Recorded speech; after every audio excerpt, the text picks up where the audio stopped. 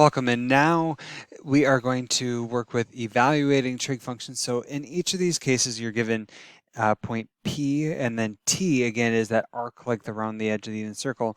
And we want to find all the trigonometric functions evaluated at T. Okay, so again, I have sketches already kind of started here. So what I'm going to imagine is that I have the point 1, 0, and then P is the terminal point of arc length T. So let's see, this is going to be, well, that might be a little bit overestimating. This is just a sketch though. So if this is P, again, in coordinate form, it would be 3/5, 4/5. Okay, and T would be the distance along the edge of the circle from where it hits the x-axis to point P. So that's T. And then now I want to find the trig function, so sine of t, and then cosine of t, and tangent of t, and then I'm going to find their reciprocal function, so cosecant, CSC, cosecant of t, secant of t, and cotangent of t. Okay, so you might have to review your definitions, but sine was the ratio of the y coordinate to the radius, which is 1. So in this case, it would be 4/5 over 1, which is just 4/5. Some of you don't need to show all that work. Fine. That's, yeah, just make sure to get it right. Next, cosecant would be 1 over y, right? So that would be 1 over 4/5, and simplifying that, you get 5/4. Cosine is x over 1, so that is 3/5 over 1, or just 3/5. Secant would be 1 over x, or it's just the reciprocal of cosine, so 5/3. Tangent is y all over x. And then if you simplify this, you get 4/3. Cotangent is the reciprocal of tangent, so it would be 3/4. Okay. Again, make use of the definitions, get those hammered in your brain, and you'll be good to go. Next example. Okay. First, let's get a sketch. So square root of 2 over 2, so it's positive x, negative y, so I'm down here.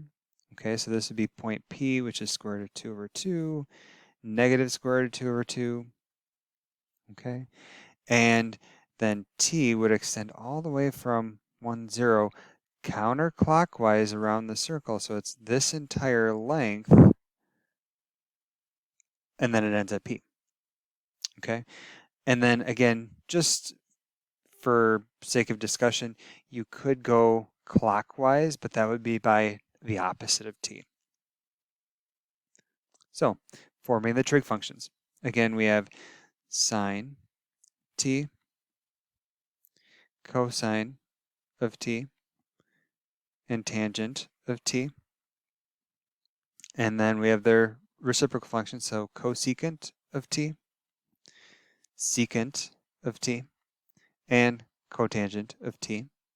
Okay, and now I want you to pause the video and write down what you believe the values of the different trig functions are, and when you're ready, resume the video. Now, when I start these, I always do sine, cosine, and tangent first, only because they're relatively easy to calculate for some reason in my brain, because it's just the y. I mean, y over 1 is effectively y, right? So sine, you can just say this is y. Cosine is x, right? X over 1. And then tangent is y over x. They're straightforward to calculate for me at least. Okay, so I begin with those, and then cotangent in this case is super easy because it's the reciprocal of tangent, and so if I do 1 over -1, right, I just get -1. Okay.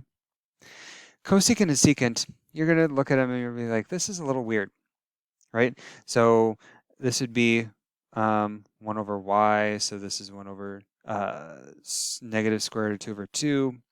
If you simplify that, so I get the question is this enough, or how far do we need to simplify it? This is okay for me. Now, Connect Math, on the other hand, not going to be okay with this. They're going to say, okay, you need to simplify it so you have an integer in the denominator. So If you do that, the next step you'd get -2 over square root of 2, and this is still not okay, so to clear the square root out of the denominator, that's where you need to multiply by square root of 2 over square root of 2. Okay, and this would give you -2 square root 2 over 2, and then connected math is still going to say, this isn't quite right. You can simplify, so negative square root of 2. Okay, secant ends up being very similar, just ends up being square root of 2. You can follow the arithmetic through on your own.